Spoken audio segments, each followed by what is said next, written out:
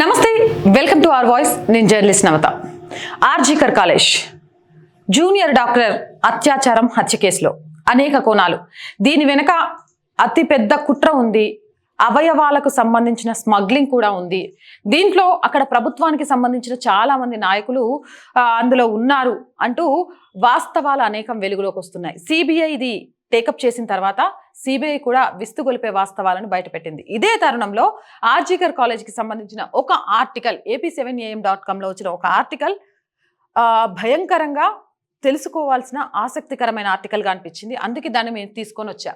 శవాలను సొమ్ము చేసుకున్నాడు, పీక్లో సందీప్ ఘోష్ అవినీతి. సందీప్ ఘోష్ అంటే ఆ కాలేజ్ ప్రిన్సిపల్.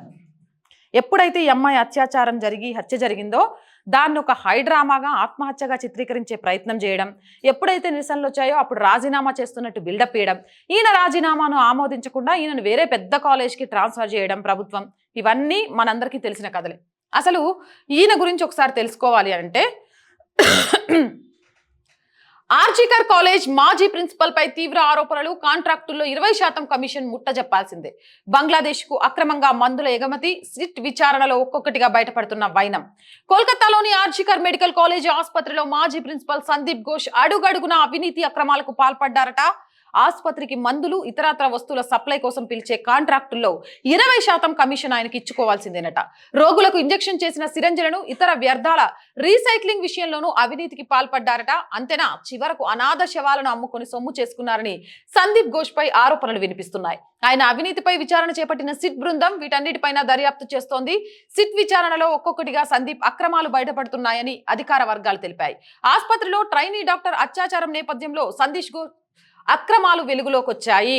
100 దాన్ని తిన్న రాబందువు ఒక్క దెబ్బకు చచ్చిపోద్దని చెప్తారు చూసిండ్రా. వీడు చేసిన 100 అరాచకాలు ఒక్క ఆడపిల్లని టచ్ చేయడంతో బయటకు వచ్చేసినాయి. టచ్ చేయడం కాదు, ఆడపిల్ల తను చనిపోయే ముందు ఎంత మానసిక వేదన అనుభవించిందో, తన ఆత్మ ఎంత ఘోషిస్తుందో ఆ ఫలితం ఇప్పుడు వీళ్ళు అనుభవిస్తారు. మనం చేసిన కర్మ, మనం చేసిన తప్పులు ఖచ్చితంగా మనల్ని వెంటాడతాయి, ఏదో ఒక రోజు బయటపడతాయి. బయటపడ్డ రోజు ఇలా బర్బాద్ అయిపోయి ఎందుకు బతుకుతున్నామో అర్థం కాకుండా, మన వాళ్ళకు ముఖం చూపించుకోలేకుండా, ఊరేసి చచ్చిపోవడానికి ధైర్యం చాలకుండా కుల్లి కుల్లి బ్రతుకుతూ ఉంటాయి చెప్తారు చూసినవా. వీళ్ళకంటే చచ్చిన శవాలు నయం. ఈ కుల్లి కుల్లి బతికే బతుకు కంటే చచ్చిపోతే ఒక్కసారి పోతుంది, కానీ వీళ్ళు అటు సావలేరు, ఇటు బతకలేరు. మానసిక వేదనతో వీడి కుటుంబం మొత్తం కూడా అనుక్షణం కూడా ఆవేదనతోనే ఉంటుంది. గింతకంటే ఏమని ఉంటుందా? అట్లా సరిపోదు.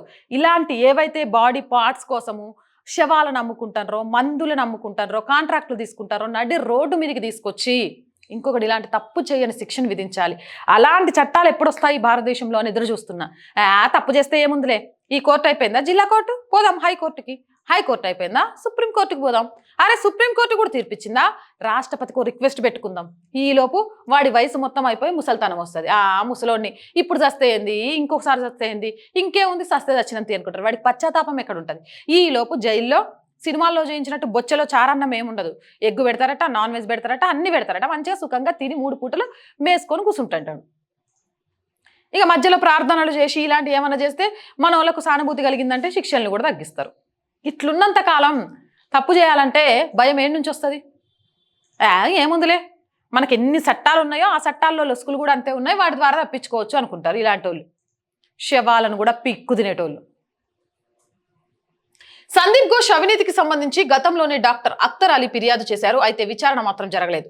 తాజాగా ప్రభుత్వం ఏర్పాటు చేసిన సిట్ బృందం అఖ్తర్ను విచారణకు పిలిచింది. ఆయన ఫిర్యాదుతో సందీప్ పై కేసు నమోదు చేసింది. అఖ్తర్ అలీ గత ఏడాది వరకు ఆర్జీకర్ ఆసుపత్రిలోనే పనిచేశారు. ప్రస్తుతం ఆయన Murshidabad medical college deputy superintendent గా విధులు నిర్వహిస్తున్నారు. గతంలో సందీప్ అక్రమాలు స్వయంగా చూశాక అధికారులకు ఫిర్యాదు చేసినట్లు అఖ్తర్ చెప్పారు.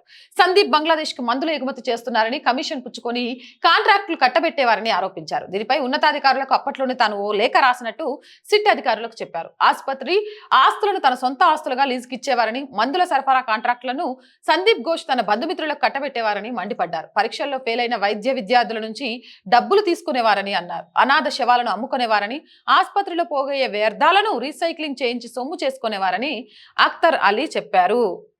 అంటే ఈడు మనిషి కాదు, డబ్బు మనిషి. ఒక్కొక్కడికి ఒక్కొక్క పిచ్చ ఉంటుంది అంటారు కదా. మనం తినే అంత, మన పిల్లల్ని చదివించుకునే అంత సొమ్ము ఉంటే చాలు. ఏం చేస్తాం? కోట్లు కోట్లు అవినీతిగా కూడబెట్టి గా సొమ్ముతో చదివినా తిన్నా అరుగుతాయా? గిట్నే ఏదో ఒక రోజు చిప్పకూడు తినిపిస్తాయి. ఈ కేసుకి సంబంధించి చాలా చాలా చాలా విస్తుపోయే వాస్తవాలు బయటకు వస్తున్నాయి. ఇందులో ఈ కాలేజీకి సంబంధించి కొంత ప్రభుత్వ నాయకుల పెత్తందారి కూడా ఉందని, కమిషన్లలో వాళ్ళ పేర్లు కూడా ఉన్నాయని, అందుకే ఆర్జికర్ జూనియర్ డాక్టర్ విషయంలో అక్కడ ఎవిడెన్సెస్ని చిందరవందర చేసేందుకు ప్రయత్నం చేశారని, అక్కడ పోలీసులను పరిగెత్తిస్తున్నా కూడా home minister come health minister come chief minister అయిన మమతా బెనర్జీ నోరు మూసుకుందని, ఎప్పుడైతే సిబిఐ చేతిలోకి కేసు వెళ్ళిందో తీగలాగితే డొంక గదిలినట్టుగా మొత్తం బయటకు వస్తుందని, కావాలనే రోడ్డెక్కి ధర్నాలు చేస్తున్నట్టు ఒక హై డ్రామా క్రియేట్ చేసిందని మనం ఇంతకుముందు సందేశ్ కలి విషయంలో కూడా చూసాం. షేక్ షాజహాన్ విషయంలో సిబిఐకి ఇవ్వద్దు అని చెప్పి పాపం ఎంత కష్టపడిందో. సిబిఐ అంటే వణికిపోతోంది. ఏదేమైనా ఇది మమతకు ఎండ్ కార్డు. అలాగే సందీప్ ఘోష్ లాంటి నీచులకు కఠినాతి కఠినమైన శిక్షలు పడాలి అని కోరుకుంటున్నారు. మరి మీరేమంటారు? ఇంకా ఈ జూనియర్ డాక్టర్ విషయంలో మీకేమైనా సందేహాలు ఉన్నా కూడా కామెంట్ సెక్షన్లో పెట్టండి. వాటికి సంబంధించి కూడా వివరాలను తెలుసుకొని ఒక వీడియో రూపంలో మీకు అందించే ప్రయత్నం చేస్తాను. మోర్ వీడియోస్ కోసం మన ఛానల్ని సబ్స్క్రైబ్ చేయండి. అండ్ మళ్ళీ చెప్తున్నాం, ఆర్థికంగా ఈ ఛానల్కి మీ అందరి చేయూత చాలా చాలా చాలా అవసరం.